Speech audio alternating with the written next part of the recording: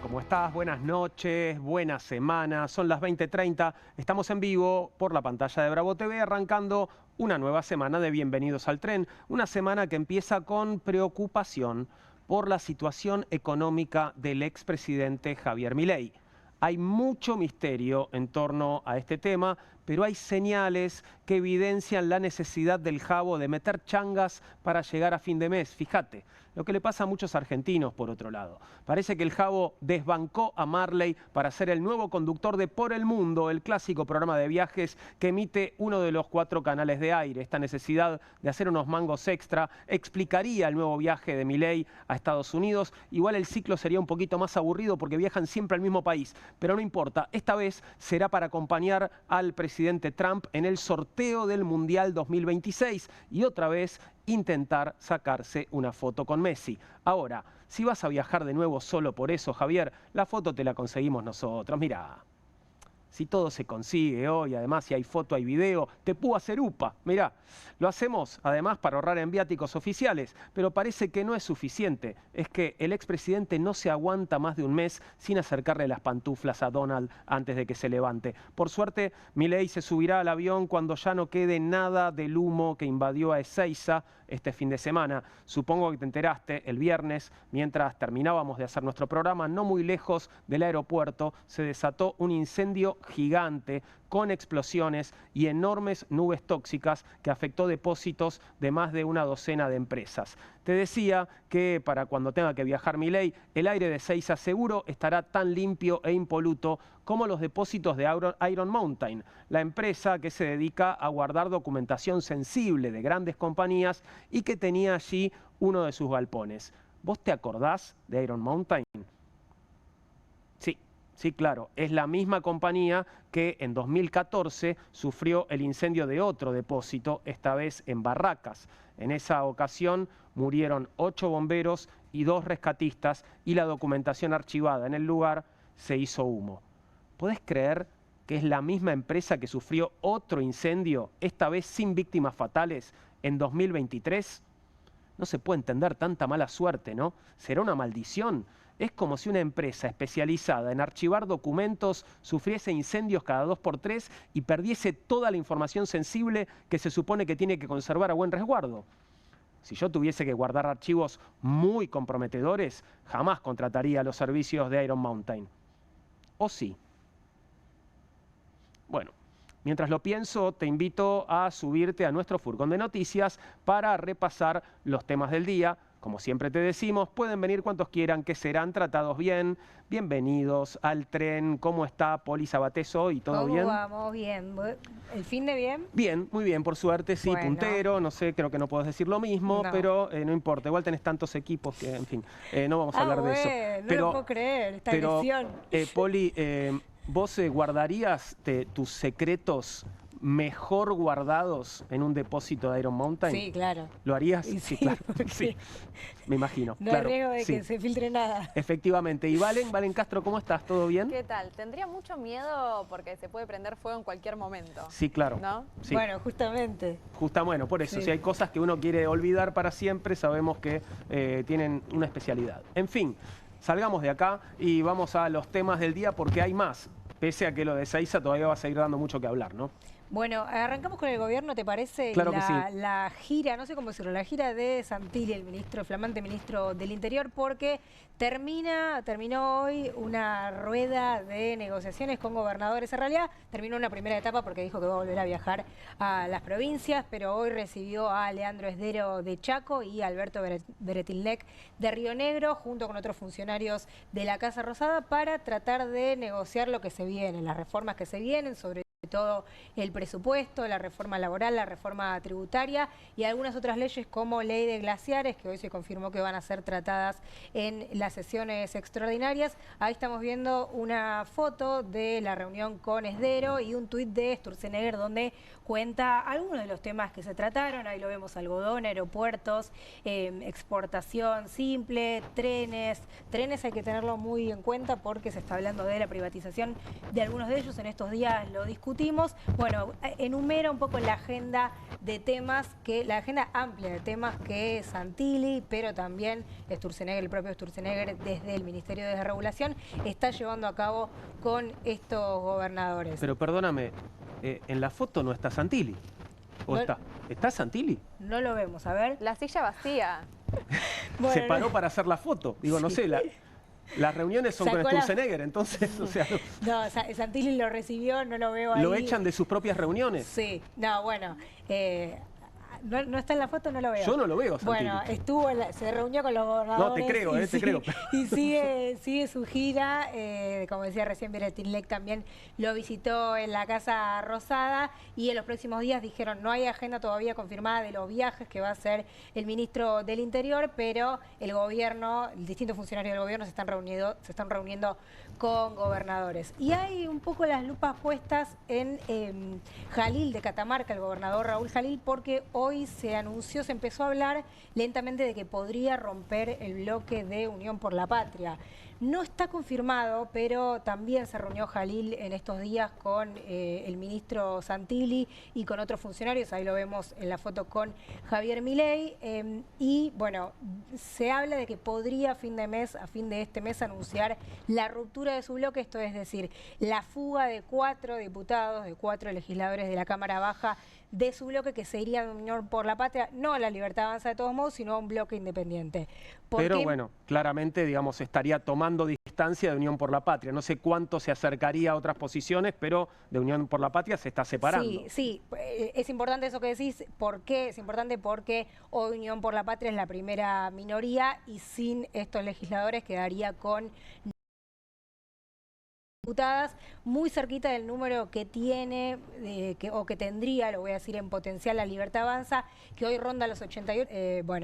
Según el momento, según la hora del día. Votó la ley Bases, por ejemplo, estuvo el pasado 30 de octubre con Milei en esa reunión con gobernadores ampliadas, de 20 gobernadores, así que bueno, va tejiendo su red de alianzas el ministro Santilli, también Sturzenegger, como decía recién, y también Adorni, que participa en algunas de estas reuniones. Bueno, vamos a ver cómo le va al gobierno de cara a las sesiones extraordinarias y a todos los temas que hay que debatir.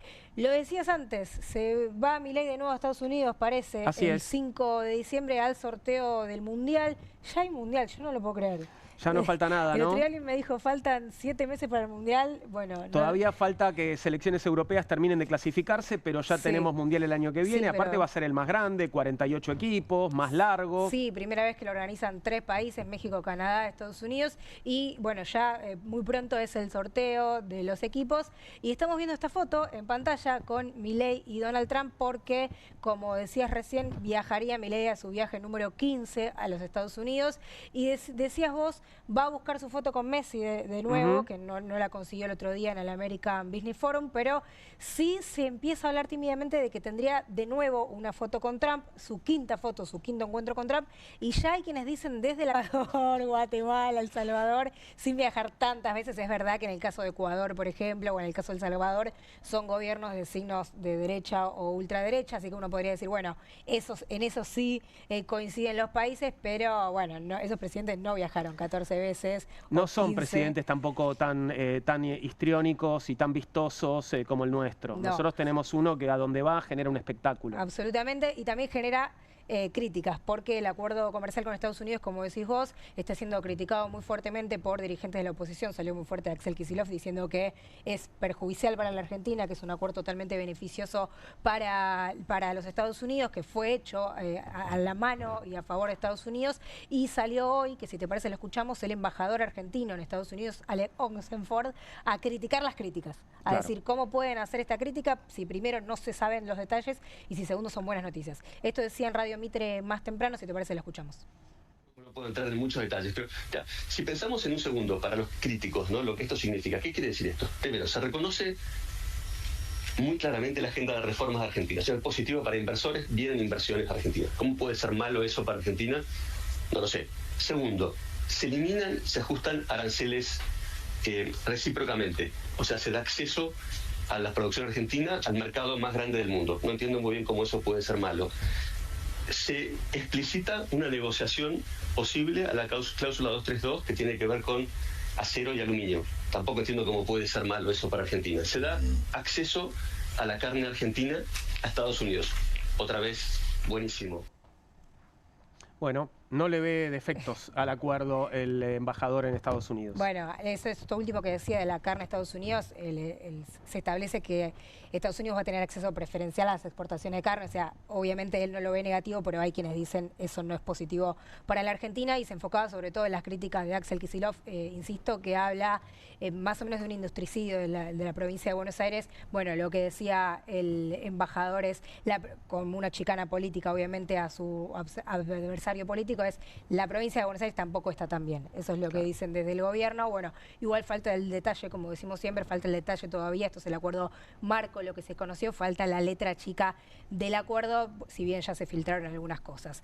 Y me voy de Estados Unidos y me voy a Chile. De todos modos lo ampliamos en un ratito porque hubo elecciones, hubo primera vuelta presidencial. Ayer 2 candidatos.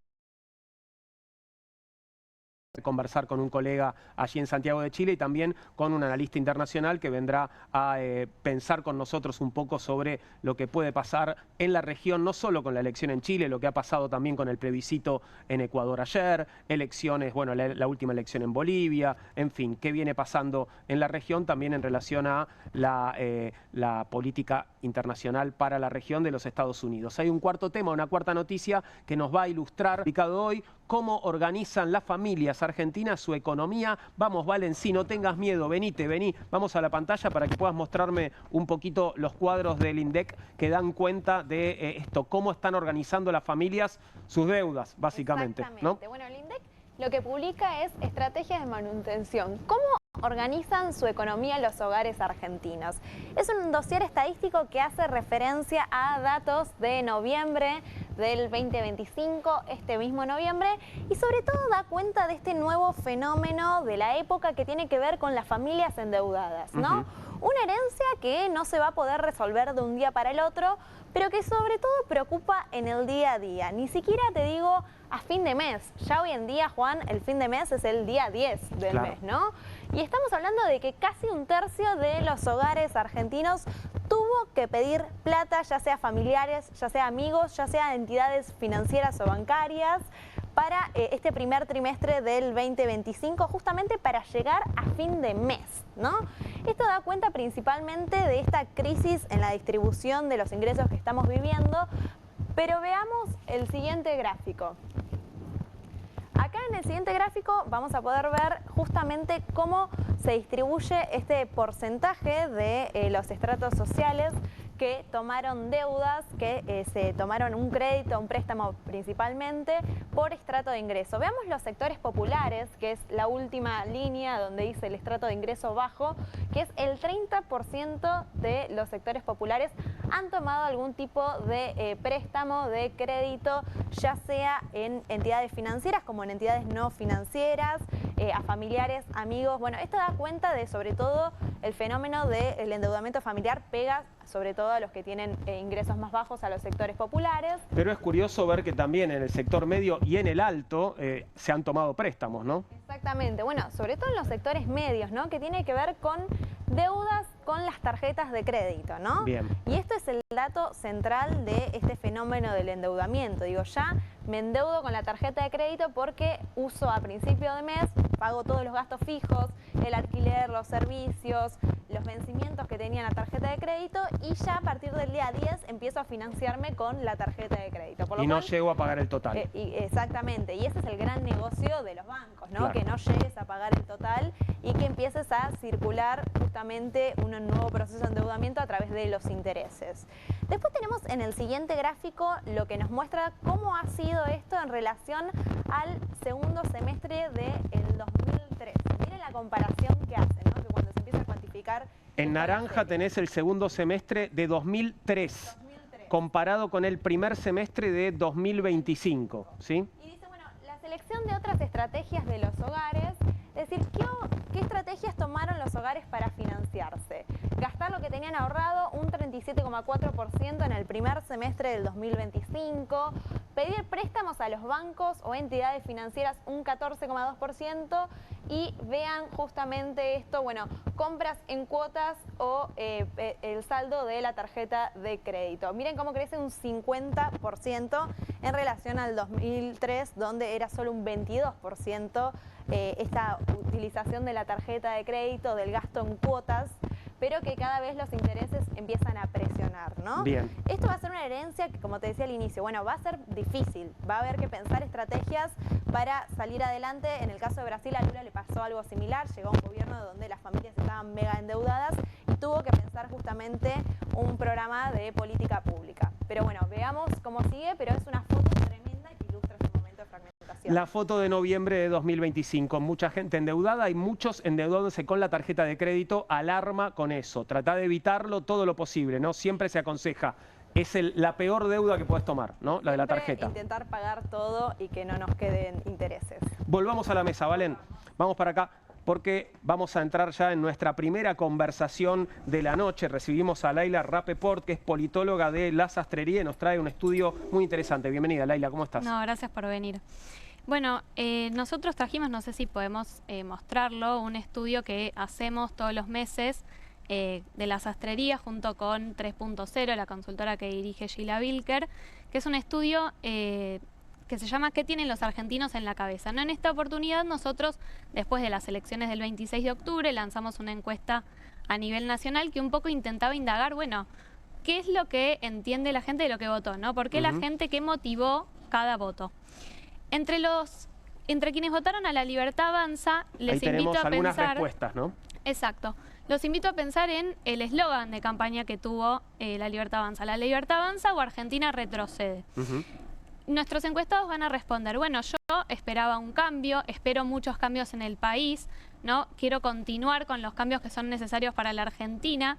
De alguna forma se alude a esta idea de que el gobierno de Javier Milei logró tomar, ¿no?, la palabra cambio que instauró en su momento Mauricio Macri en el 2015 y que su agenda de gobierno es un poco la necesaria para que justamente la Argentina no retroceda, sino que camine hacia el futuro. Es un voto de alguna forma esperanzado. Nosotros también preguntamos cómo espera que esté la situación económica el año que viene y es mucha la gente que piensa que va a estar mejor, ¿no? Alrededor de un 30% de los encuestados plantea que va a estar mejor. Un poco pasaba lo mismo cuando ganó Milei la presidencia, ¿no? Un voto esperanzado. O sea, se repite 2 años después. Exactamente. Si pasamos a la siguiente filmina... Ahora, Laila, perdón, te pregunto sobre esto, ¿no? Quienes el voto esperanzado y este 30% que decías que espera estar mejor el año que viene, ¿son votantes de La Libertad Avanza o en 30% de la totalidad de los votantes espera estar mejor el año que viene?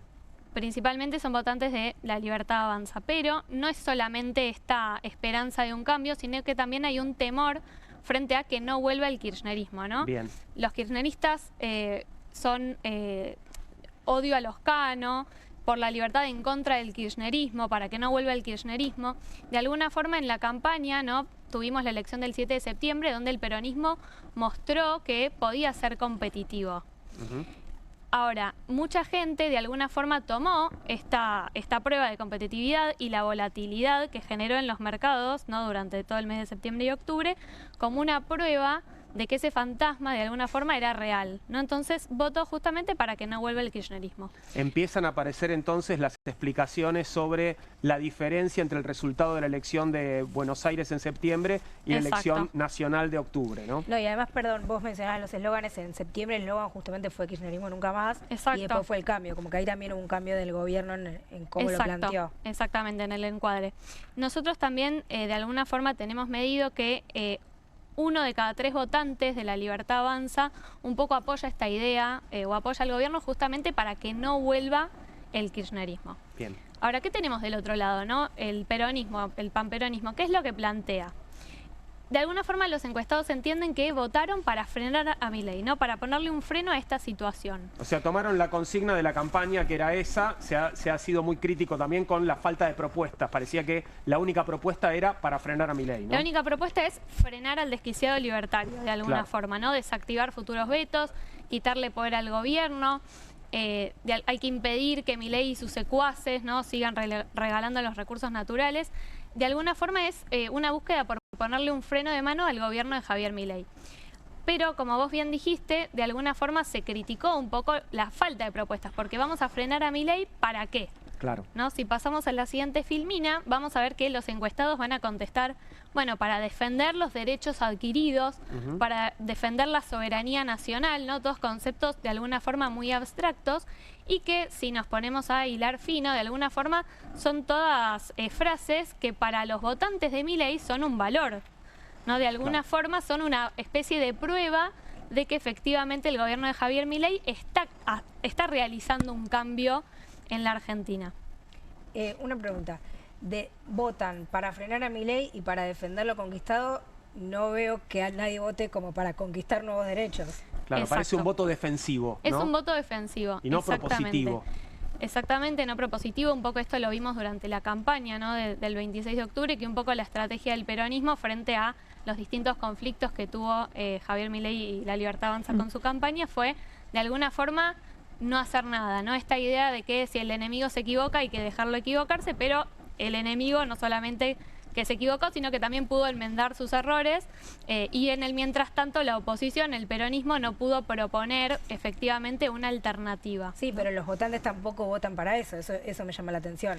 Los votantes del peronismo. Los que estábamos viendo recién, ningún comentario, por lo menos de los que vimos recién, ninguno decía para conquistar nuevos derechos. Exacto. No. Es un voto, como dijo Juan, totalmente defensivo, ¿no? Frente al gobierno de Javier Milei. Si pasamos al siguiente slide, tenemos...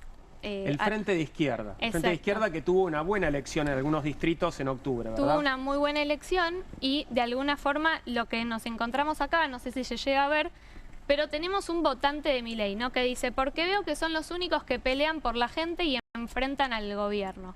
No es un error que diga voto de Milei 2023, un votante de Milei que votó en esta ocasión al Frente de Izquierda. De alguna forma, ¿por qué? Porque defienden a la gente, ¿no? Frente a tanto La Libertad Avanza como al peronismo, la izquierda se pudo posicionar como un partido que de alguna forma está con los que trabajamos 1000 horas, ¿no? Que pueden defender derechos en el Congreso también, pero también hay una votante jujeña que va a decir, porque en mi provincia no hay otros candidatos que defiendan a los derechos de los ciudadanos, ¿no?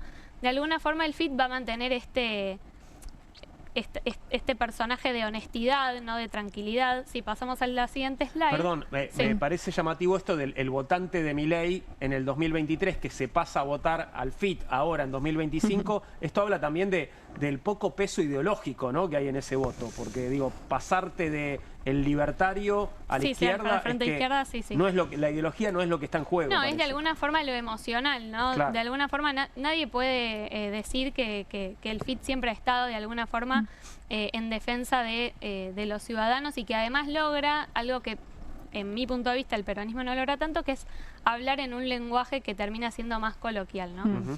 Pero justamente acá los encuestados van a decir los legisladores del FIT no se venden, no transan con Milei, son transparentes, los demás son todos corruptos y estos de alguna forma también van a ser votantes de Bullrich en el 2023 y de Milei. Siempre se pensó a la izquierda como ese voto antisistema, ¿no? Exacto. Anticapitalista.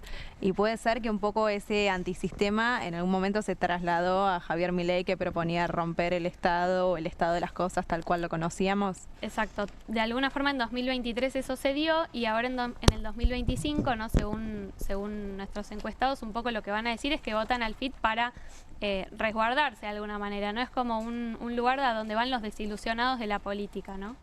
Que ya han probado todo de alguna forma. ¿Tienen distinción por género? Veo que ahí ponen hombre, mujer, pero ¿hay alguna conclusión en torno a eso? Bueno, nosotros decimos que hay de alguna forma un sesgo de género que se ve algunas veces más y algunas veces menos en torno a que el voto de Milei es de alguna forma masculino, a veces joven, pero de alguna forma de estas elecciones un poco lo que ha mostrado el análisis postelectoral es que el voto de Milei es ya más transversal, ¿no? Se ha transformado en algo más similar a lo que era el PRO, de alguna forma, de también sectores medios, altos. Y te quería preguntar si no midieron Provincias Unidas, los que votaron no fueron, bueno... No es que no se midió, sino que los encuestados que que respondieron de alguna forma a esta pregunta no eran tantos como para generar una filmina que sea científicamente correcta. Relevante.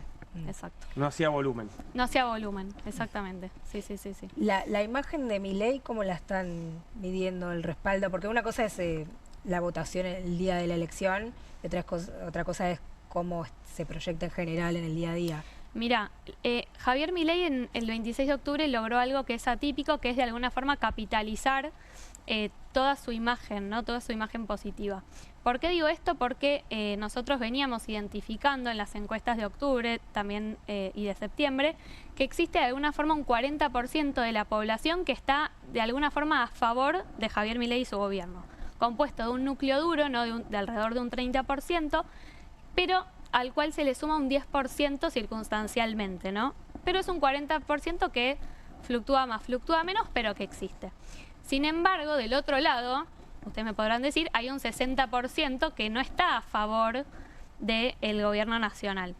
Pero ese 60% de alguna forma se divide en opciones diferentes, ya sea Fuerza Patria, Provincias Unidas, el Frente de Izquierda, y no logra de alguna forma ese futuro frente antimileísta encontrar de alguna forma un candidato que los aglutine a todos. Si nosotros pensamos en el 26 de octubre, que fue una elección legislativa, en Capital, por poner un ejemplo, para votar a Milei uno tenía solamente una opción, la lista violeta, la lista de La Libertad Avanza.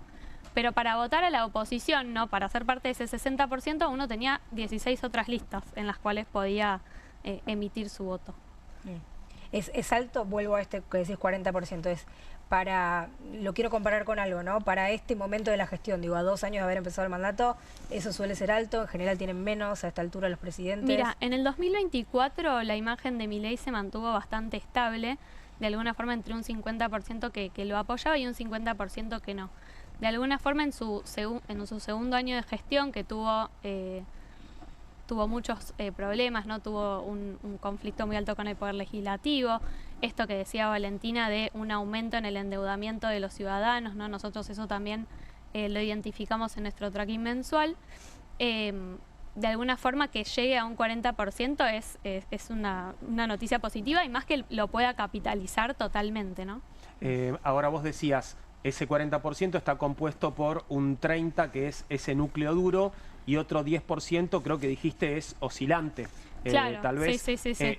¿Y en qué consiste ese 10%? Ese 10% puede ser un poco más un voto anti-kirchnerista, por ejemplo, para explicar la reacción y la diferencia entre septiembre y octubre. Exactamente. Nosotros en este 40% tenemos de alguna forma medido que un 28% apoya, justamente este 30% apoya el rumbo de este gobierno, pero que un 10%, un 12% va a apoyar al gobierno en la medida en la cual sea la opción que enfrente al kirchnerismo, ¿no? Sea la garantía de que el kirchnerismo no vuelva.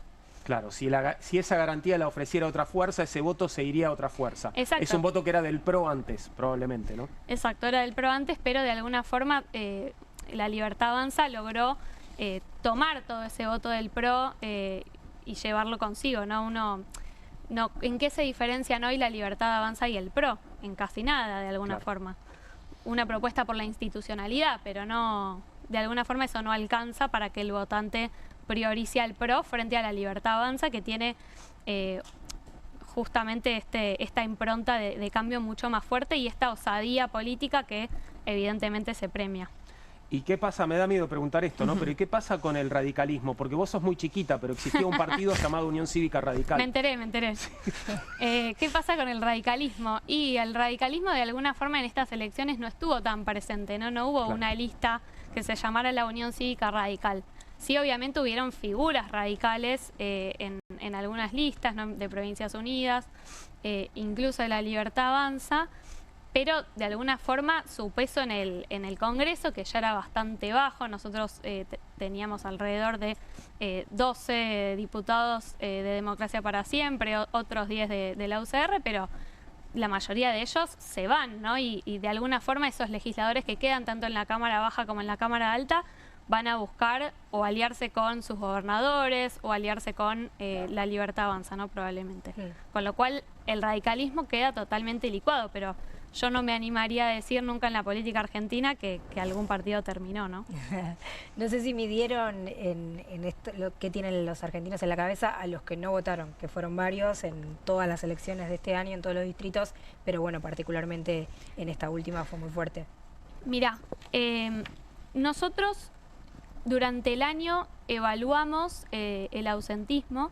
Hicimos no hicimos 3.0, realizó un grupo focal al cual tuvimos la suerte de ser invitados, y de alguna forma lo que la gente expresaba, tanto en votantes de La Libertad Avanza como de Patricia Bullrich e incluso del peronismo, porque el ausentismo no es que proviene de un partido en particular, un poco lo que expresaban era que ¿para qué voy a ir a votar si nada va a cambiar? ¿No? Había como una desilusión y una apatía respecto del proceso electoral que era muy fuerte y que tenía que ver justamente con esta realización de que no existían políticos en la Argentina que fueran justamente a defenderlos a ellos, ¿no? A defenderlos a ellos en tanto ciudadanos, hablándoles en un lenguaje que fuera reconocible para ellos, ¿no? De sus problemas del día a día, que un poco también era lo que los impedía de ir a votar. Algunos preferían pasar ese domingo haciendo una changa, ¿no? Recordemos que en Argentina, a diferencia de otros países, se vota un domingo, justamente se supone que todos no trabajamos, obviamente que la población sí lo hace, y muchos preferían simplemente seguir trabajando. Recuerdo que una mujer prefería ir a comerse un pancho con los hijos en un parque antes que ir a votar, y un poco eso era el panorama de mayo, de alguna forma. Hablando de esto, del panorama de mayo, te hago una última pregunta, Laila, y muchas gracias por haber estado con nosotros esta noche. En mayo, el panorama para el gobierno era mucho más oscuro de lo que es el escenario actual, ¿no? Teníamos, bueno, el escándalo de Libra, empezaba a aparecer el caso de las coimas en la Agencia de Discapacidad, los vetos sobre leyes que, bueno, eran leyes que tenían un consenso social bastante amplio. ¿Qué pasó con todo eso, digo, en la elección de octubre? No importó, porque digamos, en lo que mostrabas de las opiniones de los votantes, las distintas fuerzas, no aparecía ninguno de estos temas.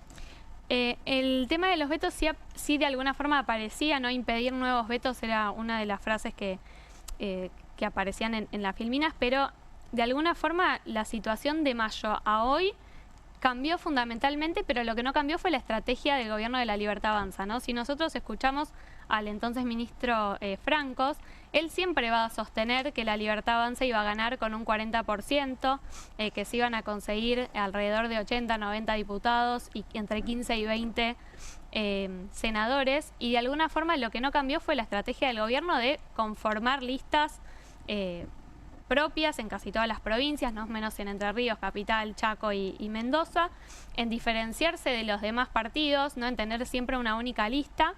Y bueno, de alguna forma en esto que la oposición buscó no hacer tanta campaña, no simplemente esperar a que el gobierno fallase. El gobierno no solo que no falló, sino que resolvió, no logró resolver tan bien el escándalo de la Agencia Nacional de Discapacidad, pero si pensamos en el caso Espert, duró 10 días, ¿no? Entre que salió la nota en el diario AR y que Espert retira su candidatura. Parecía una eternidad en ese momento, Parecía una eternidad, exacto, porque todos los días había algo nuevo que comentar.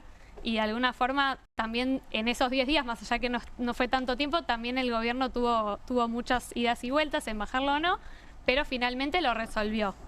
Pero de alguna forma lo que no se resolvió fue la campaña del peronismo. Claro. Qué paradójico, y cierro ya con esto, ¿no? Pero lo que decías, que Francos vio el resultado y el tipo terminó fuera del gobierno, ¿no? Es tremendo, es tremendo. Sí, sí, sí. Qué curioso. En fin.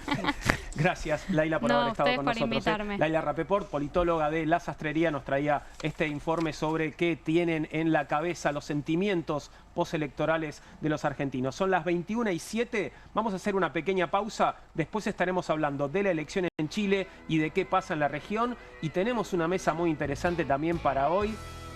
Feminismo de derecha, ¿existe algo así como el feminismo de derecha? Feminismo conservador, parece una paradoja, ¿no? Pero dicen que existe y hay un libro que habla al respecto. Así que de eso estaremos conversando desde ahora y hasta las 22. Espera que ya volvemos.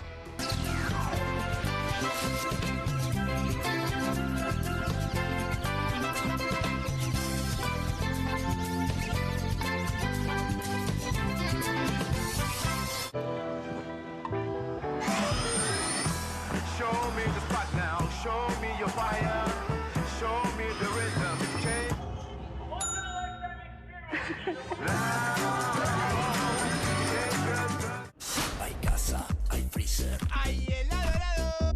hay chocolinas, hay dulce de leche. ¡Hay helado chocotorta! Hay casa, hay freezer y tus chocolates y golosinas favoritas hechas helado. Eternity, fábrica de pizza. El horno pizzero de granito que prepara las pizzas más ricas del mundo sobre piedra verdadera. Simplemente encendelo y listo. Hace pizzas buenísimas, con doble mozzarella, horneadas a la piedra en minutos. El secreto reside en su zona dual de calor controlado que rápidamente calienta la placa de piedra cerámica hasta 400 grados mientras derrite el queso y hace una masa crocante.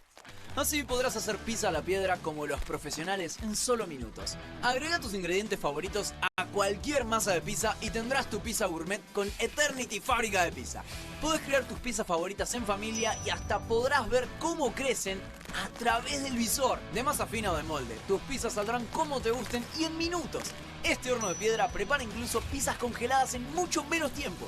También podrás hacer una pizza dulce increíble. Además, no gastarás gas, leña ni carbón. Eternity Fábrica de Pizza es eléctrico. Enchufalo y llévalo con vos. Tendrás tu propio horno Eternity Fábrica de Pizza por un precio promocional. Además, el pack incluye palas profesionales genial para tus pizzas. Para que hagas la mejor pizza a la piedra del mundo y de un modo increíblemente rápido. Escanea el QR, ingresa a nuestra página web o llama al teléfono en pantalla. No demores más.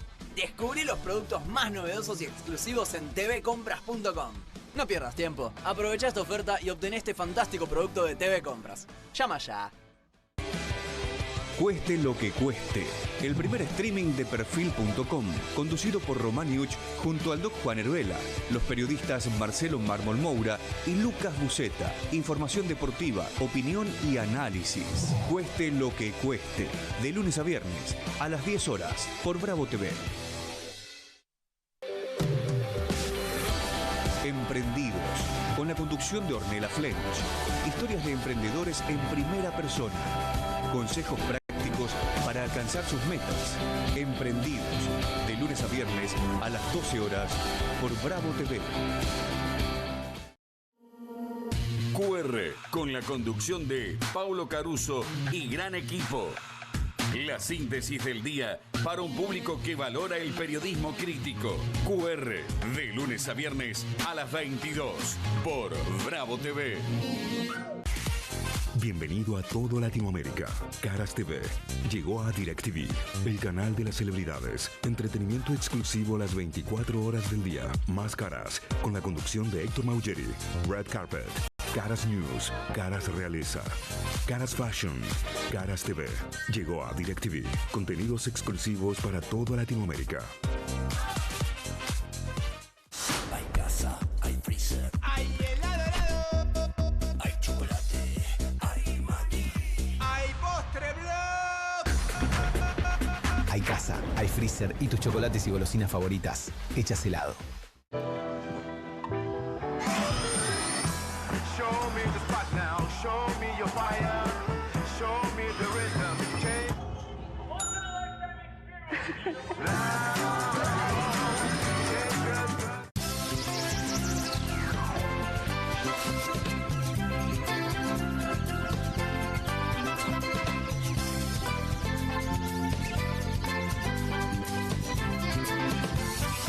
Todos hacemos Bienvenidos al Tren en la pantalla de Bravo TV y vamos a referirnos ahora un poco a la elección presidencial, la primera vuelta ayer en Chile y hablar un poco también de los movimientos políticos en la región. Voy a saludar primero, porque está allí en Chile, a Nicolás Copano, periodista y presentador de televisión. ¿Cómo estás, Nico? ¿Todo bien? Aquí te saludamos desde Bienvenidos al Tren en Buenos Aires. ¿Cómo va eso? Qué placer saludarte, Juan, a todo tu equipo en esta noche y, bueno, conversar acerca de lo que ha pasado en esta elección allende los Andes, como bien se podría mencionar, ¿no? Claro que sí. Antes de empezar a preguntarte sobre lo que pasó ayer, saludo también a Oscar Laborde, director del Instituto de Estudios de América Latina, IDEAL, que está aquí con nosotros en la mesa. Oscar, bienvenido. Gracias por estar aquí. Gracias por la invitación. Un placer. Bueno, Nicolás, primero que nos cuentes cómo se desarrolló la jornada de ayer. Tenemos, bueno, por supuesto, claros los resultados, el triunfo de Jara, Kast segundo, y lo que se viene diciendo, así a un trazo grueso, es que todo parece indicar que las cosas están más o menos servidas para Kast. No sé si lo ves diferente, si esto puede todavía cambiar de aquí al 14 de diciembre. La vez anterior era lo mismo que se decía y terminó ganando Gabriel Boric. El factor de cambio que tiene a todos los analistas observando es la aparición de un movimiento populista de centroderecha llamado Partido de la Gente, comandado por una ex figura televisiva llamada Franco Parisi, quien logró una cantidad de votos bastante considerable y hoy es el kingmaker de la situación. A propósito, en el Congreso, un Congreso que sigue fragmentado, pero parece ser que el progresismo salva los muebles, pero complementado con un nuevo escenario por derecha. Una derecha que tiene además una dilución. Hay una candidata que se llama Evelyn Matei, que representa los valores de la centro-derecha tradicional, hija de militares involucrados en los procesos de la dictadura. Su padre, en todo caso, se puede mencionar siempre como un hombre que quedará en la historia como quien niega los resultados que el pinochetismo quería dar la noche del plebiscito, sino que dice, no, esto está cantado. Y su hija después milita en un camino por una serie de partidos de derecha y se había transformado en la heredera del piñerismo, del expresidente Piñera, que falleció hace unos años. La carrera está cantada. Evelyn Matei tenía todas las posibilidades. Conforme avanzó la campaña, empezaron a irrumpir dos personajes principalmente. Uno, que es este personaje, Franco Parisi, que es un experto económico.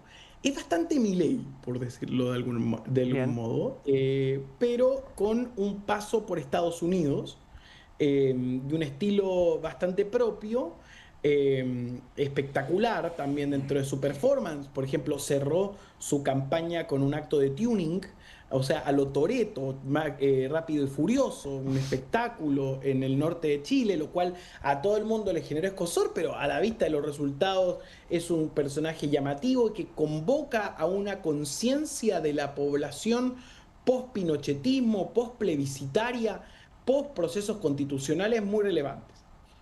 Por otro lado, apareció un personaje de ultraderecha que hace que de alguna manera Kast parezca un ultraderechista pasado por leche, que se llama Johannes Kaiser.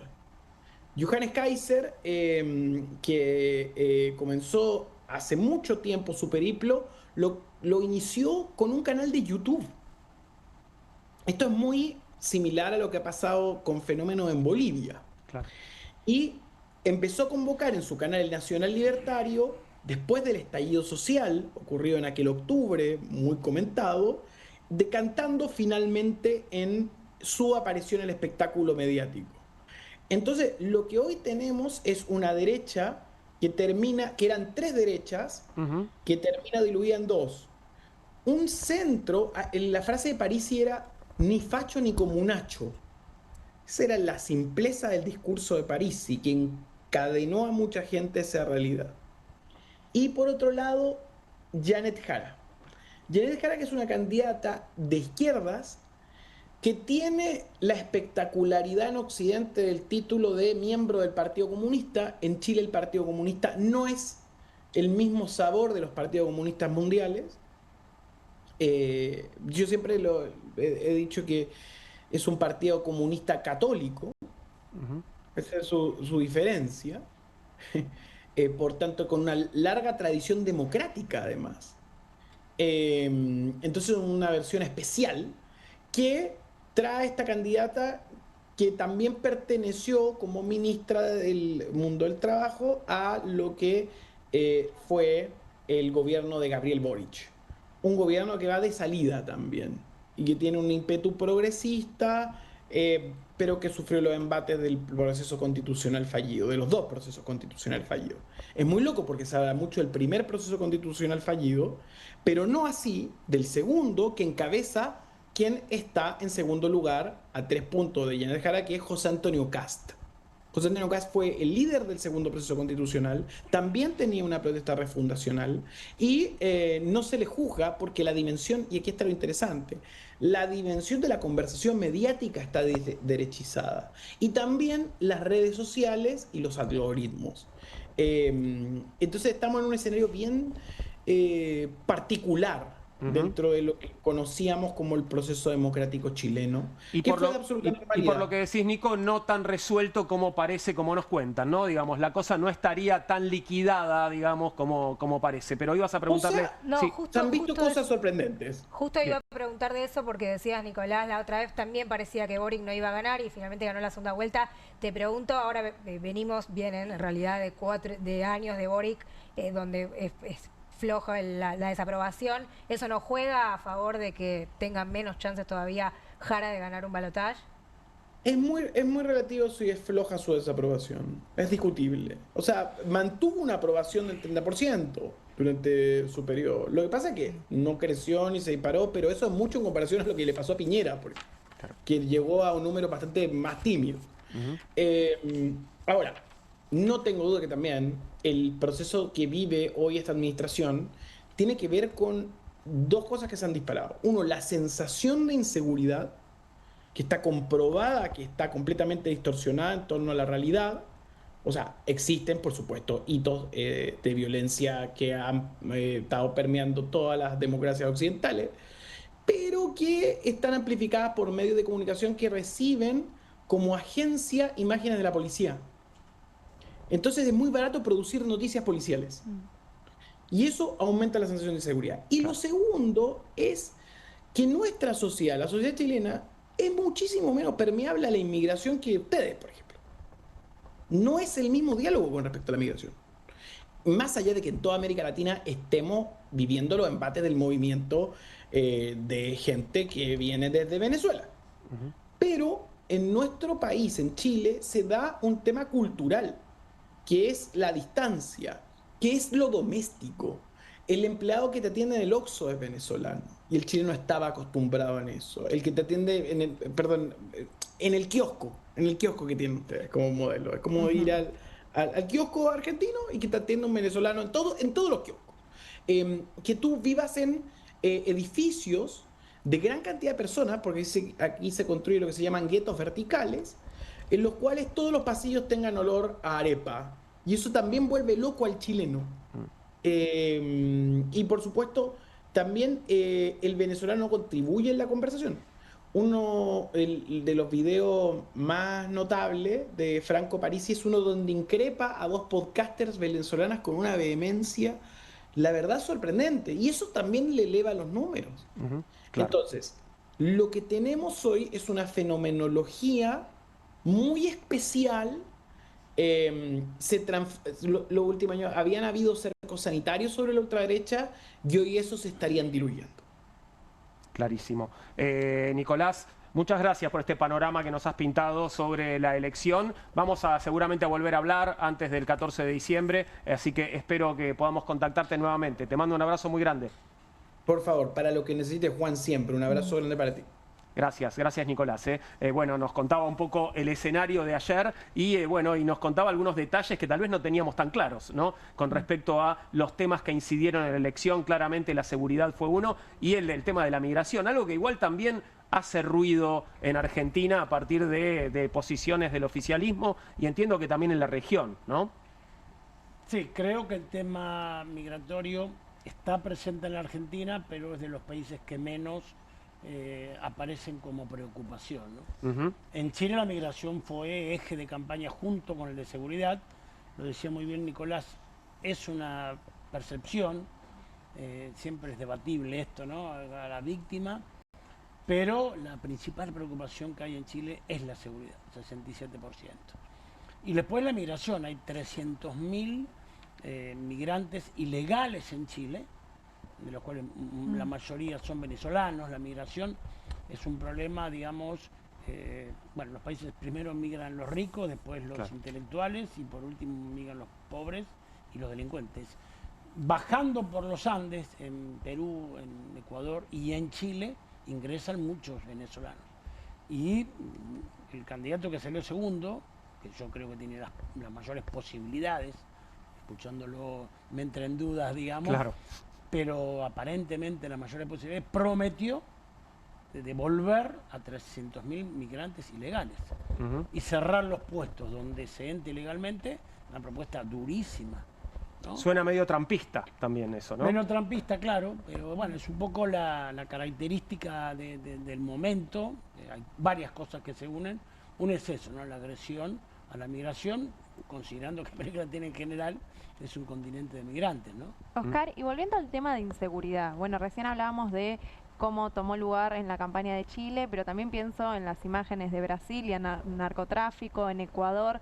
¿Cómo está viviendo Latinoamérica en sí la cuestión de la inseguridad y cuál es la correlación con el avance del narcotráfico?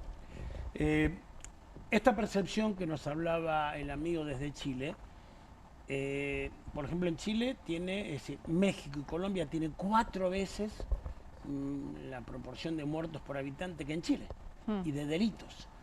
Creo que, digamos, que también esto posibilitó el avance de la ultraderecha, porque ¿qué es lo que vemos en la región?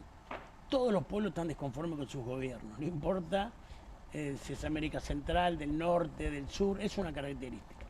Y entonces en la búsqueda de cómo mejoro mi situación, entonces aparece una ultraderecha, acá se relataba, hay un gobierno de ultraderecha en Argentina, yo creo que lo habrá en Chile, porque anteriormente esa insatisfacción se buscaba una alternativa por izquierda, ¿no? Parece raro que los pueblos desconformes voten a la ultraderecha, pero es una generalidad. Pasó en Estados Unidos y también pasa en América Latina. Pero claro, no es definitivo eso. No le gustaría, digamos, dirigiendo un instituto, encontrar una regla. Claro. Entonces, es una región en disputa. Porque, por ejemplo, otra elección que hubo en este fin de semana, Ecuador.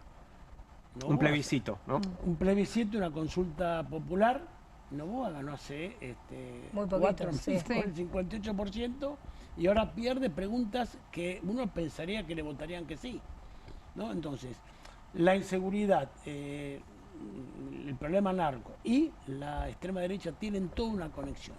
Claro, es difícil, como es un fenómeno nuevo, saber bien cómo se combina eso, ¿no? Porque escuché que hablaban ustedes de las elecciones en Argentina. Qué difícil es interpretar las elecciones, sobre todo para los que ganan, ¿no? Porque parece que el que gana cree que gana por algo y a partir de eso construye su futuro. Y a veces es al revés, ¿no? Por eso muchas veces el que gana...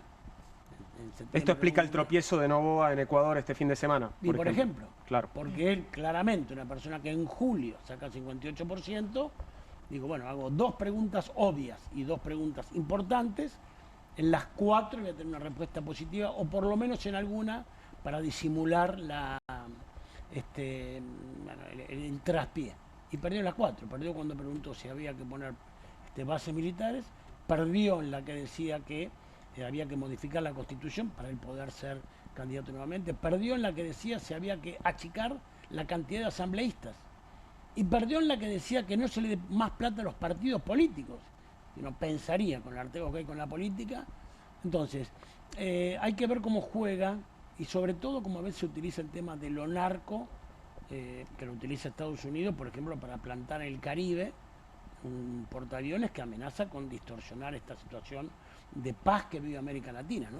O sea, es imposible pensar ya una región a largo plazo en términos de alianzas, porque por lo que está diciendo es muy pendular, en todos los países está siendo muy pendular Claro. las elecciones. Sí, es muy difícil ver ahora una hegemonía instalada. Es decir, nosotros del año 2000 a 2015, 16, cuando destituyen a Dilma, se podría hablar que hubo una época, ¿no? La Patria Grande. La Patria Grande, el no al ALCA, gobiernos populares que digamos que se eran amigos. Después se interrumpió, ¿no? Cuando pierde el gobierno con Macri en el 2015 y cuando destituyen a Dilma Rousseff. Entonces, pero parecía que entonces venía una ola conservadora en compensación de aquella ola progresista. Pero no fue así. No, Bolsonaro duró solo un periodo. Bolsonaro no eligió, Macri Macri no tampoco. eligió. En Por primera Uruguay. vez en Colombia gana la izquierda, por primera vez pierde el PRI o el PRD en México. No hay una cantidad de situaciones que se dan. Entonces uno dijo, no, entonces ahora es la nueva ola progresista. No, tampoco. Tensión, en todo caso, territorio en disputa, como decías Es al un principio, territorio ¿no? en disputa. Lo es porque Estados Unidos ahora sí va a agarrar a América Latina en un declive relativo de los Estados Unidos ante el sur global. Toma América Latina con presencia, incluso tratando de imponer nuevamente bases militares. Esta consulta en Ecuador dice eso, le dijeron que Claro. no, pero pretendía poner bases militares. Las ha puesto en Puerto Rico nuevamente. Está en debate si lo que hace el Comando Sur acá es querer poner una base en el sur. Uno dice, bueno, es preocupante porque Estados Unidos cuando tenía poder le bastaba que los gobiernos estén de acuerdo y cumplieran su papel. Claro. No ponía bases militares. Entonces, para los ansiosos es un problema porque no sabremos qué hegemonía se instalará. Si uno mira y dice, bueno, pero está Sheinbaum, está Lula, está Petro, Venezuela se mantiene, Uruguay volvió el Frente Amplio, ¿no? Y si mira para el otro lado dice, bueno, pero ganó la derecha en Ecuador, en Argentina, es lo más factible que en Chile, en mi modesta opinión, ¿no? Gane. Entonces va a ser así, va a haber derrotas y victorias. A propósito de Sheinbaum y de México, ¿qué tenés para decir sobre las protestas que se llevaron adelante en México el fin de semana, que, bueno, según algunos también fueron impulsadas desde los Estados Unidos? Claro, ahí la generación Z está produciendo una cantidad de reclamos en Asia, ¿no? Y bueno, algunos con éxito, varios gobiernos han caído. Yo tenía acá el de Sri Lanka, el de Bangladesh, el de Mongolia, el de Tailandia. Bueno, el de Perú también se podría adjudicar a la generación Z, el de Nepal. ¿De qué generación hablamos cuando hablamos de generación Z? ¿20añeros, 30añeros? 20añeros. 20añeros. De 20 a 28, una cosa así. Y han producido modificaciones. Claro, uno siempre tiene la sospecha, como fue en la Revolución de los Colores o como fue en la Primavera Árabe, si detrás de esas preocupaciones genuinas y reclamos, digamos, justos, no se encierra, digamos, una derecha jugando allí. En el caso de esta protesta de la generación Z, que como bien dijo Claudio Sheinbaum, había muchos adultos y pocos jóvenes, pareciera que es una protesta justa, porque se monta en la muerte y el asesinato, peor dicho, podría decir, de un alcalde, es el número 7 que lo matan en este año, y entonces a partir de eso se arma un movimiento en las redes, ¿no? Que convoca. Cuando convoca la movilización última, bueno, fue bastante floja y muy violenta. Incluso de hecho la mayoría de los que habían participado se retiraron y quedó un grupo fuerte. Ahí había el dueño de TV Azteca. Hace una semana la Corte Suprema dijo que tenía que pagar 2.500 millones de dólares. Casualmente fue este canal el que generó también esa conmoción. Claro. ¿No? Entonces uno no puede saber, porque como hay un enfrentamiento evidente entre Trump y Claudia Sheinbaum, es posible, es conveniente para Trump, digamos así, que aparezca Claudia Sheinbaum con dificultades a su interior, y para su política sí. Es conveniente, entonces lo impulsó, se sospecharía, no hay prueba. Pero lo concreto es que fue menor, ya habían pretendido algo así con López Obrador, con la marea rosa el año 2022, pero yo la veo a Claudia Sheinbaum que está bien instalada y es natural que haya reclamos, y es justo que haya reclamos. Esto pareciera que es un poco impostado. Vuelvo a la región y a las elecciones, sobre todo, bueno, la de Chile en la mira, pero en general se difumina un poco el centro en América Latina porque vemos opciones de ultraderecha prácticamente y después opciones de izquierda más radicalizadas. Absolutamente. También en Argentina. También en Argentina. ¿Por qué? ¿Por qué pasa eso? Porque los que disputábamos la centro izquierda y la centro derecha, ninguno está conforme con ellos. Entonces, no aparece, digamos, acá, bueno, lo decía el amigo, Evelyn Matei salió quinta, la de Piñera. Acá perdió el peronismo, pero también perdió el PRO, el radicalismo. Entonces aparece el centro como que no alcanza el centro, y yo creo que la mala performance de la candidata de izquierda en Chile tiene que ver con el gobierno de Boric. Y la derrota del candidato digamos, en Bolivia del MAS tiene que ver con una performance de Arce. La izquierda cuando gobierna es timorata, la moderación está matando a la izquierda. Y también está matando al centro, porque bueno, en fin, los buenos modales, como la gente está hastiada, lo que requiere es que haya presencia. Entonces se van imponiendo posiciones de izquierda fuertes, ¿no? Y posiciones de derecha fuertes. Entonces, como esa búsqueda es novedosa, es difícil pronosticar cuál de estos dos sectores pueden priorizar. Pero el centro es el centro, porque aparece siempre la propuesta lógica. Bueno, no a los extremos, la avenida del centro, bueno, lo decía acá, ¿no? Parece ni yanqui ni marxista, ¿no? Ni facho ni comunacho. Claro, ni facho ni comunacho. Lo que usó Parisi allá en Chile. Pero no anduvo, porque lo que se votó fue una persona que el hermano fue ministro de Pinochet y el padre fue nazi. No nazi porque uno lo acusa, nazi porque era afiliado al partido nazi y combatió en las Fuerzas Armadas de Hitler. Oscar, muchas gracias por haber estado con nosotros. Un placer escucharte, muy amable. Vamos a pasar a nuestro último tema de esta noche, que tiene que ver con esto que planteábamos. Parece que existe, chicas, Parece que existe el feminismo de derecha. De hecho, vamos a recibir a las autoras de un libro que se llama Sin padre, sin marido y sin Estado. Feministas de las nuevas derechas. Bueno, Estado no tiene nadie ahora. Bueno, no hay mucho Estado. Nos quedamos sin él. Ahí estamos compartiendo la tapa. Bueno, Estado civil, en todo caso, sí. Bien, vamos a recibir de un momento a otro a Melina Vázquez, socióloga y doctora en Ciencias Sociales, es investigadora del CONICET y profesora de la UBA, y a Carolina Espataro, que es doctora en Ciencias Sociales, investigadora del CONICET y profesora en la UBA también. Bienvenidas, Melina y Carolina. Melina y Carolina. Disculpen, chicas. Melina y Carolina, ¿cómo están? ¿Todo bien? Bien, muchas gracias por invitarnos. No, por favor, ustedes gracias por venir. Perdón, pero en principio parece paradójico, ¿no? Feminismo de derecha, parece que hubiera una incompatibilidad ahí entre los dos términos. Sin embargo, existe. Bueno, existe en términos que son los que ponen estas mujeres. Nosotras empezamos este trabajo preguntándonos por las mujeres en un momento en el que, en el contexto electoral del 2023, se decía las mujeres no pueden votar por la derecha. Dijimos, bueno, hay que ver qué piensan estas mujeres y eventualmente por qué votan a la derecha, porque aunque sea estadísticamente menor ese voto, bueno, había un voto y no solo un voto, sino además mujeres que militan dentro de los espacios de un paraguas político-cultural que es el mileísmo y no es solo la Libertad Avanza. Y bueno, hablando un poco con estas mujeres, haciendo investigación durante más de un año, detectamos que había algunas de ellas que se reconocían feministas, pero liberales, no de derecha, ¿no? Ahí hay una interesante distinción, porque ellas piensan que la derecha son los sectores más conservadores del liberalismo, por ejemplo Agustín Laje, o algunas de las derivas que encuentran con el gobierno de Milei y también de Trump, ¿no? Y toman un poco de distancia. Son mujeres que están en una incómoda posición entre el feminismo de izquierda, del que no se sienten parte, y la derecha, ¿no? Por eso el concepto realmente que las identifica es el del feminismo liberal. No todas se reconocen feministas, las generaciones más grandes, la palabra feminismo les cuesta, se muestran reticentes, pero todas adhieren a lo que llaman el decálogo del feminismo liberal, ¿no? Y el primer punto de ese decálogo es: nadie tiene el derecho a representar a todas las mujeres, por eso ellas buscan construir también un espacio propio entre las mujeres y en el liberalismo. ¿Y qué pasa, digo, cuando estas mujeres son observadas desde los otros feminismos? Digo, ¿son percibidas como feministas o las feministas que no son liberales reconocen a las feministas liberales como tales?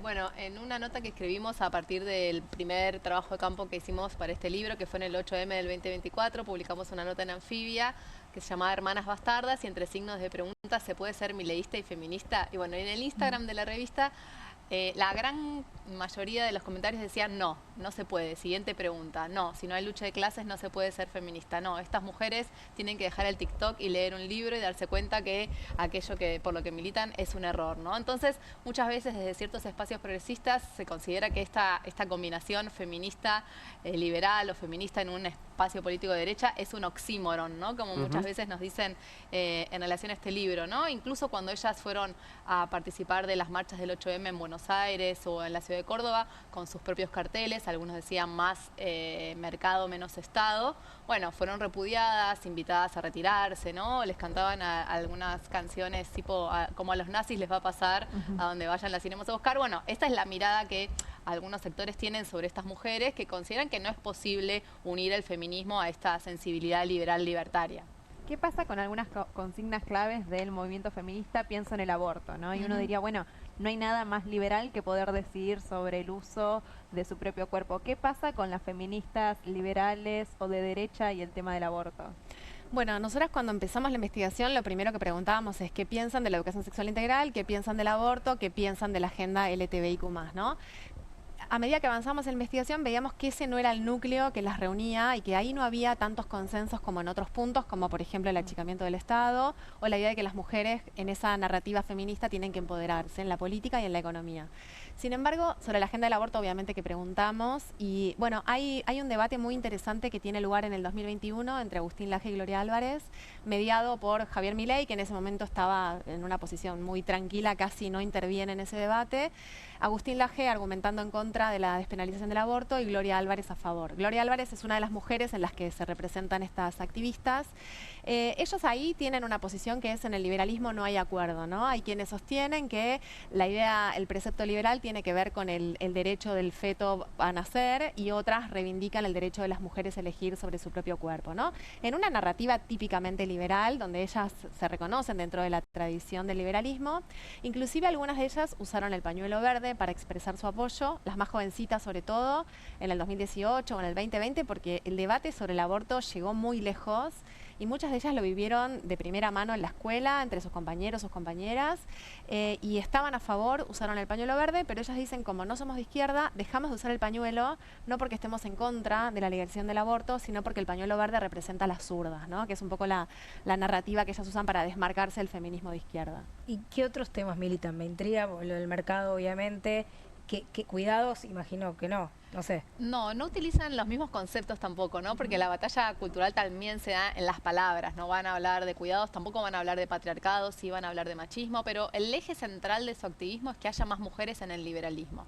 Ellas militan a partir de un diagnóstico claro, que es a los espacios a los que van, ya sean a espacios de lectura, de sociabilidad liberal, generalmente son todos varones, ¿no? Y hay pocas mujeres grandes, pocas mujeres de generación intermedia y pocas chicas, ¿no? Nosotros trabajamos con mujeres de diferentes edades y a partir de ese diagnóstico dicen, nosotros tenemos que dar hacia adentro el mismo debate que se dio en otros espacios políticos. El peronismo tiene mujeres, la izquierda tiene mujeres, el radicalismo tiene mujeres, porque acá somos pocas, ¿no? Tenemos que militar para hacer más y lo hacen a partir de un concepto que nuclea mucho de su activismo, que es el mérito.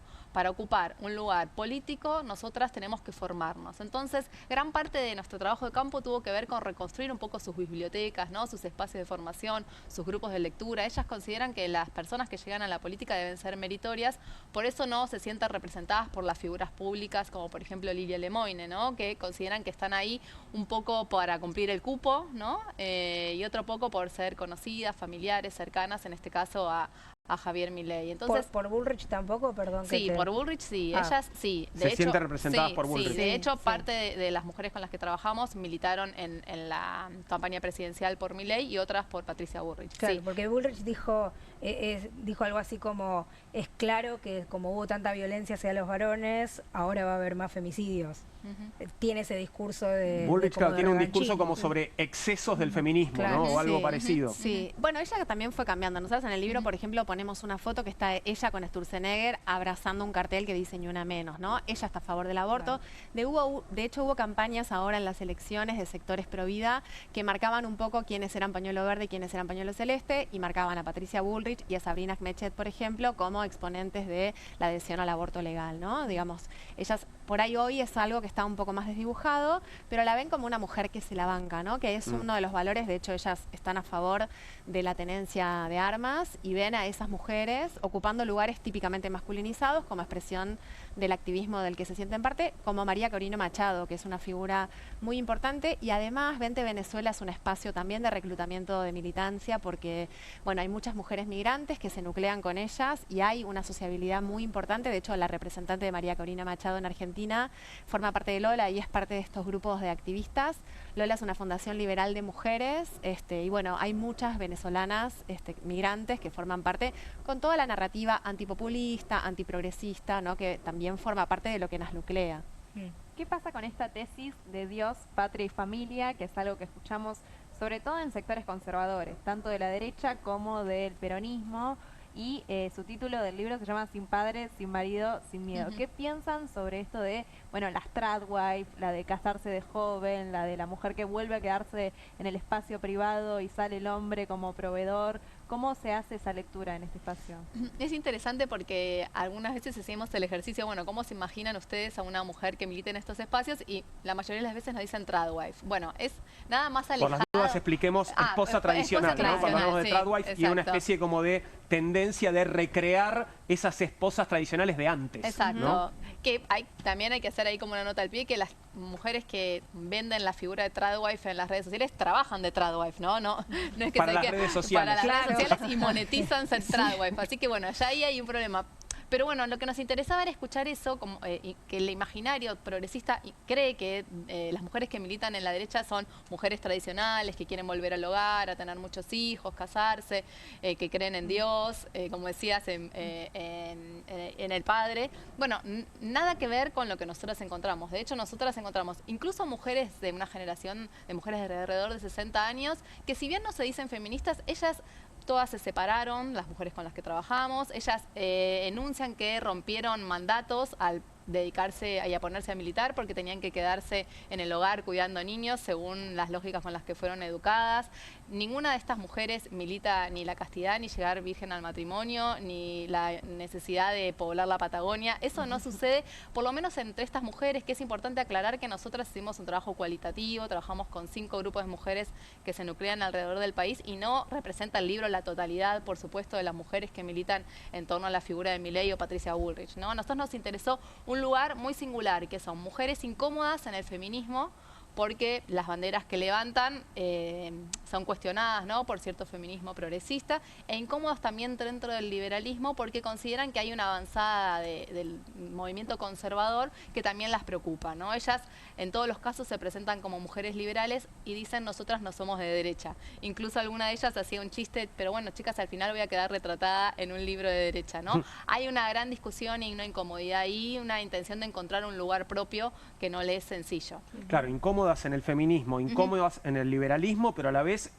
quieren pertenecer a esos dos espacios. Exactamente. Sí. Dijeron que trabajaron con mujeres de todas las edades. Entiendo, Melina, que vos trabajas más juventud. ¿Se ve alguna diferencia entre las mujeres más jóvenes y las más grandes? Sí, se ven muchas diferencias que no esperábamos encontrarnos. Sin embargo, la generación y la clase, como nos da como el manual de las ciencias sociales, fueron 2 temas muy importantes. Las señoras liberales son señoras de una clase alta, digamos, que vienen de un perfil, de un capital social muy asociado al liberalismo, pensado como un espacio de pertenencia de clase alta. Ellas, si bien rompieron mandatos, bueno, tienen ese capital de relaciones, por ahí empezaron a militar en la UCD en los años 80. Después encontramos una generación intermedia que son mujeres más o menos de 40 años, que vivieron de primera mano el Ni Una Menos, que algunas de ellas participaron, y la agenda de la violencia hacia las mujeres, la agenda de la, digamos, después está el debate sobre cómo llamar al género, si hay que llamarlo género o de otra manera, pero la agenda de la violencia hacia las mujeres es muy fuerte. En esa franja. En esa franja y en las más jovencitas ni hablar. Estas son mujeres más que nada profesionales, que estudiaron en universidades públicas sobre todo, y que trabajan para vivir, ¿no? A diferencia de las señoras que por ahí viven de rentas, viven en barrios de paquetes, digamos, y las más jovencitas son las que entraron, y ellas entraron con la agenda antikirchnerista, anticorrupción, muy fuertemente permeadas por el discurso de la transparencia, y muchas activistas en las fundaciones, ¿no? Fundación Libertad y Progreso, por ejemplo, es una de ellas. Las más jovencitas son las más mileístas, las que no tienen reparo en decir somos libertarias. Su pertenencia de clase es muy diferente, son chicas que por ahí son telemarketers, hay algunas referentes que están muy atravesadas por la precariedad de la generación de la que forman parte, son las más picantes, son las que se reconocen más claramente feministas, que tuvieron educación sexual en la escuela, que discutieron el aborto en las aulas, digamos, hay una sensibilidad de época que las interpela mucho más, y ellas son las más libertarias, las más pro-Milei. Que Milei para las señoras liberales es algo vergonzante, es un grasa, dicen ellas, ¿no?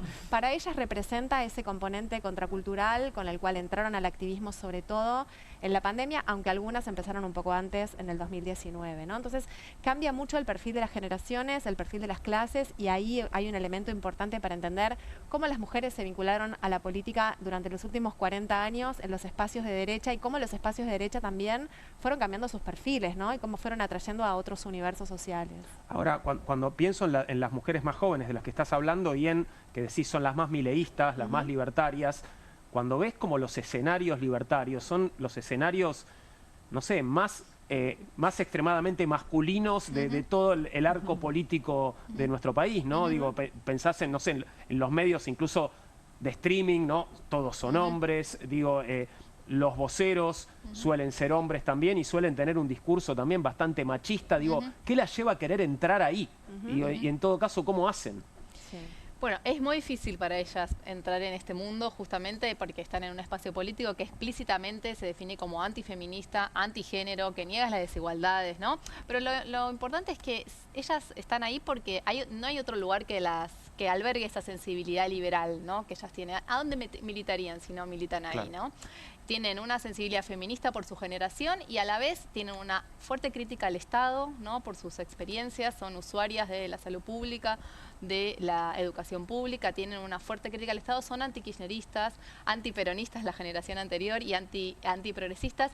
Y hay algo de la sensibilidad liberal libertaria que captó esas identidades y que las convocó a militar en esos espacios. Pero a partir de este diagnóstico que decís que es exactamente el mismo que tienen ellas, está lleno de varones, incluso los influencers, incluso los principales representantes políticos son varones. Bueno, nosotros tenemos que tener una voz ahí como han tenido mujeres en otros momentos de la historia, en otros partidos políticos. ¿Y la tienen? Digo, ¿qué tan cohesionados están esos grupos? ¿Tienen llegada, no sé, parlamentaria? ¿Tienen influencia, incidencia en las discusiones de ese espacio? ¿O todavía son movimientos más marginales? Tienen una posición un poco más marginal, sí disputaron lugares en listas electorales, pero no todas llegan, ¿no? No tienen representantes, digamos, no hay, perdón, ninguna diputada, ninguna senadora, digamos, que sea como referente para estos grupos, ¿o sí? Sí, tal vez, por ejemplo, Rebeca Fleitas, pero bueno, una legisladora que tal vez no tiene esa visibilidad pública. De hecho, por ejemplo, cuando nosotras empezamos a hacer campo, un 8 de marzo, en la legislatura porteña, llegamos ahí, había un grupo de mujeres muy heterogéneo que todavía no podíamos clasificar con estas variables que comentábamos antes,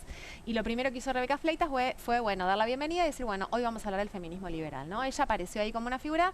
Después hay otra figura muy importante que también es interesante para entender, porque en realidad esta es una pregunta, la de las mujeres, para entender la complejidad que tiene el mileísmo y hasta dónde puede llegar, ¿no? Hay estudios que muestran la composición multirracial del voto y de las adhesiones a Trump. Nosotras creemos que entender a las mujeres también es entender por qué Milei gana las elecciones, y hay algo de esa enunciación y de esa sensibilidad que capta a mujeres libertarias que también permite entender un poco la complejidad que tiene el mileísmo y por qué, a pesar de que son pocas, ellas van disputando lugares, ¿no? Rebeca Fleitas es una de ellas, y hay otra que es una referente de una agrupación estudiantil que tomó mucha visibilidad durante el conflicto universitario. Ella venía de una agrupación que Somos Libres, que era de la orgánica del PRO, y esto también es interesante para ver cómo la derecha se fue radicalizando, porque ella era de la orgánica del PRO y hoy es una de las referentes de juventud de La Libertad Avanza, ¿no? Ella también tomó mucha visibilidad pública, es una de las mujeres que está en los grupos que nosotros estudiamos, pero también hay una ambigüedad, ¿no? Públicamente no se presentan necesariamente como feministas liberales. Este es un debate que dan todavía mucho más puertas adentro, ¿no? Y te pregunto por dos mujeres clave del esquema libertario o del esquema de gobierno. Karina Milei y Victoria Villarroel no aparecen como referentas de estas mujeres. Bueno, Karina no, por esto que decíamos antes del mérito, ¿no? Digamos, para ellas no es una mujer que está haciendo política por mérito propio, sino por ser hermana de, así que no apareció mencionada en ningún caso en nuestro trabajo de campo, para nada. En el caso de Victoria Villarroel, aunque tienen alguna distancia con parte de su agenda, que la consideran más conservadora, y ellas no lo son, bueno, eso las incomoda, no es su referente, pero sí la respetan políticamente, consideran que trabaja bien, digamos, que lleva bien adelante su tarea, que es una mujer que rompió los techos de cristal porque es vicepresidenta, ¿no? Entonces hay algo de reconocimiento en su figura, a pesar de que no compartan su agenda. ¿Y qué piensan de Cristina, por ejemplo? Bueno, son profundamente antikirchneristas, ¿no? Pero entre las más jóvenes, de hecho, hace poco descubrimos, en el 2025 fuimos a hacer trabajo de campo y dijimos, esto ya no va a existir, el libro ya no tiene sentido, este fenómeno está extinguido. El 8 de marzo del 25 nació un nuevo grupo de estas mujeres preguntándose, ¿somos pocas o somos invisibles? Y la tapa de la convocatoria, digamos, del posteo en redes sociales, tenía a Cristina, tenía a Patricia Bullrich, es decir, que ellas ahí también tienen una admiración por las mujeres que rompieron moldes, hacen lecturas de este tipo de mujeres, aunque aunque no estén en su espectro ideológico, pero obviamente son anticristinistas. Una entrevista de Lilia Lemoyne donde reconoce a Cristina con todas sus contradicciones como una mujer, una líder política, y ahí, bueno, a muchos nos llamó la atención, como, bueno, logran incluso sacarla de ese lugar de lo que representa ideológicamente y ponerla como una jefa política. Esto pasa bastante, por ejemplo, entre los libertarios, la admiración hacia la cámpora diciendo, tienen mística, saben hacer choripaneada, tenemos mucho que aprender, ¿no? Con las mujeres, de hecho, les concedemos cosas a las femibolches, ¿no? Por ejemplo, que cuando caminamos por la calle ya nadie se atreva a decirnos piropos, ¿no? Entonces hay una mirada hacia los sectores progresistas, obviamente que en otro marco ideológico, pero obviamente que ellos tienen una intención y leen un poco las experiencias organizativas dentro de otros espectros ideológicos, ¿no?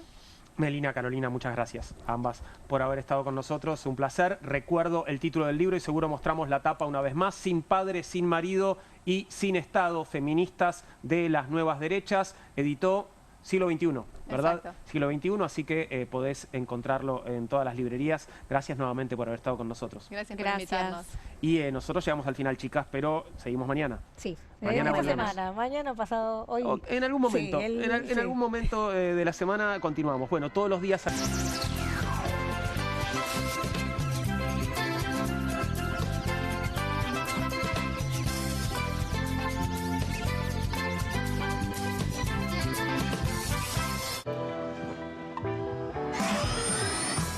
Show me the spot now. Show me your fire.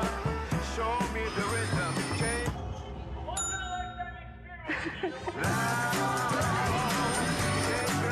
Espero que te guste. Cociné un pollo con papas, acariciado por una cocción a gas envolvente y uniforme, para luego ser realzado con un suave calor preciso. Ah, ¿lo hiciste al horno?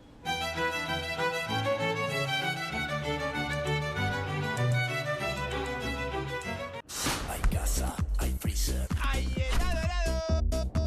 Hay corazón, hay tentación. Hay casa, hay freezer y tus chocolates y golosinas favoritas hechas helado. Cueste lo que cueste. El primer streaming de Perfil.com, conducido por Román Yuch junto al Doc Juan Heruela, los periodistas Marcelo Mármol Moura y Lucas Buceta. Información deportiva, opinión y análisis. Cueste lo que cueste. De lunes a viernes, a las 10 horas, por Bravo TV. Emprendidos, con la conducción de Ornella Flench. Historias de emprendedores en primera persona. Consejos prácticos para alcanzar sus metas. Emprendidos, de lunes a viernes a las 12 horas por Bravo TV. QR, con la conducción de Paulo Caruso y gran equipo. La síntesis del día para un público que valora el periodismo crítico. QR, de lunes a viernes a las 22 por Bravo TV. Bienvenido a todo Latinoamérica. Caras TV llegó a DirecTV, el canal de las celebridades. Entretenimiento exclusivo las 24 horas del día. Más Caras, con la conducción de Héctor Maugeri. Red Carpet, Caras News, Caras Realeza, Caras Fashion, Caras TV. Llegó a DirecTV. Contenidos exclusivos para toda Latinoamérica. Hay una casta superior que es los periodistas que si mienten, calumnian, injurian y dicen cualquier cosa. ¿Tenés ahí los nombres de los periodistas que tengo que meter en cana? No nos tomamos esto a la joda, como esos periodistas mentirosos. Y dentro de la cancha vale todo, que la vayan a buscar, la tienen adentro. Soy un abanderado de la batalla cultural, pero los imbéciles con déficit de IQ doméstico, ¡ay, no, miedo! Mientras que los imbéciles de los periodistas... ¿Sabes la cantidad de periodistas que tengo para mandar a la hoguera? Las mentiras de los medios. Y periodistas ensobrados, operadores, basuras. No me vengan con que son inocentes. No digo que sean tan malos como los periodistas. Digamos, raya el mal gusto propio de cerdos. Creo que es una ofensa decirle periodistas. ¿Sí? Milei odia al periodismo. Nosotros amamos al periodismo. Suscríbete a Perfil.com.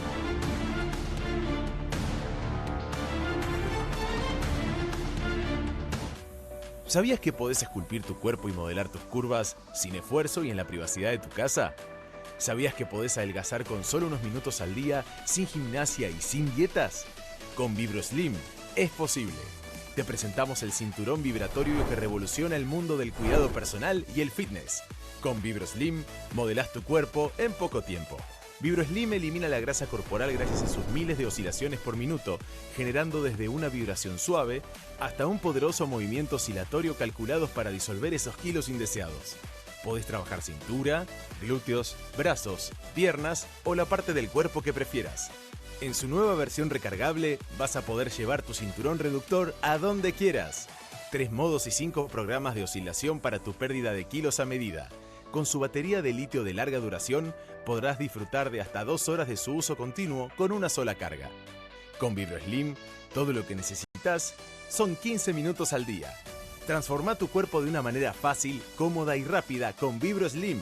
Modelá esas áreas que lo necesitan, perdiendo kilos de más sin ningún esfuerzo. Recargable y portátil. Llévalo a cualquier parte para usarlo unos minutos al día y disfrutar de la silueta que querés. Escanea el QR, llama al teléfono que ves en pantalla o entra a nuestra web y adquirí tu VibroSlim ahora mismo. Descubrí los productos fitness más novedosos y exclusivos en tvcompras.com. ¡Llama ya! Tommy, ¿vos ibas a traer los nuevos Mulmasti palotes?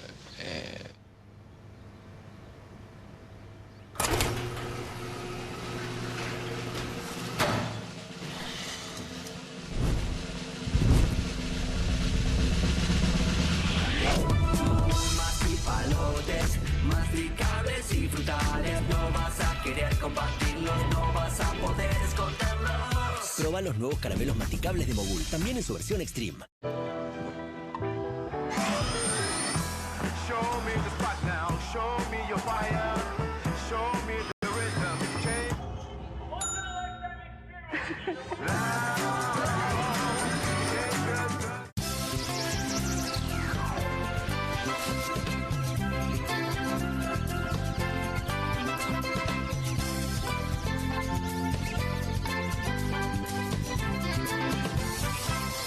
Aquí finaliza el horario de protección al menor.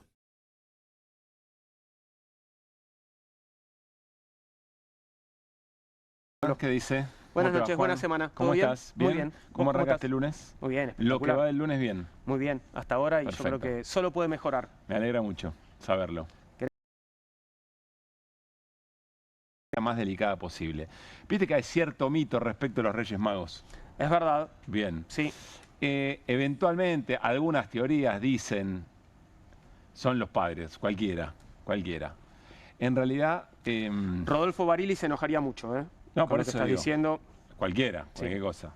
Eventualmente se suma otra teoría. Aparentemente podría Scott Bessent ocupar cierto rol en ciertos mitos, que para nosotros son todos infundados, pero hay algún testimonio que mete, quizá. Está ocupadísimo. Si además de todo lo que tiene que hacer, es rey mago, es muchísimo. Para mí es un montón. ¿Y cuál de los tres sería? ¿Él es Melchor, es Gaspar o Baltasar? Si querés, lo vemos y después eventualmente lo discutimos. Bien. Dale.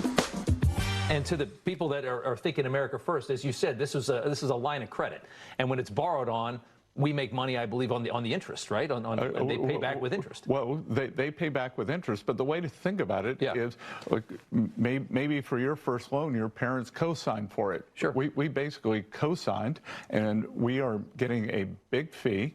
It's from something called the Exchange Stabilization Fund. The Exchange Stabilization Fund has never lost money. And by the way, where were the same people when the Clinton administration used Exchange Stabilization Fund in 1995 for Mexico? That made a huge profit. Yeah, and at the end of the day, you're not giving away money, and that's what people really care. That was what they tried to stick on you. I mean, even 60 Minutes tried to stick it to you with that farmer story over the weekend that I saw. Yeah, I don't watch 60 Minutes anymore, so it's a lost cause. Only when the president's on.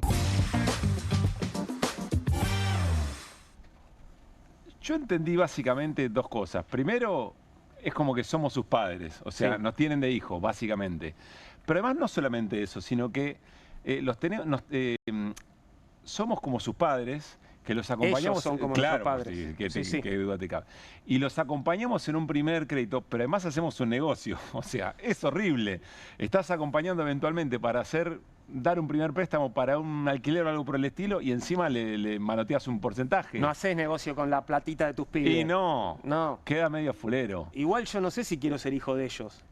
Yo creo que ese es el punto principal, digamos, ¿no? Sí. Claro, ya lo sos.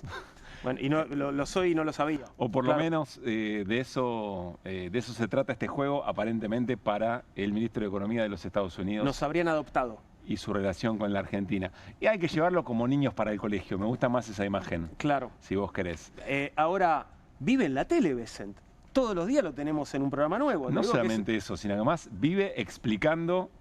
Y viste que está claro que su interlocutor es un interlocutor amigo. Sí, porque además manda al frente a otro programa y le dice, allá te querían hacer creer como que estabas perdiendo plata. Es decir, con sus interlocutores amigos van a explicar todavía de qué se trata este asunto de llevar como niños al colegio a la Argentina. Bueno. Yo, si fuera dirigente político, veo esto y digo, no, pará un poquito. Algo de autoestima soberana. Pero no termina de aparecer. No sé si lo vieron. No sé si tienen que mirar un poquito más a Vicent en la tele, nuestros dirigentes, ¿no? Sí, podría ser eso. Pablo, muy bien. Me voy como niño a la escuela. Mañana lo intentamos. Muy buenas noches, bienvenidos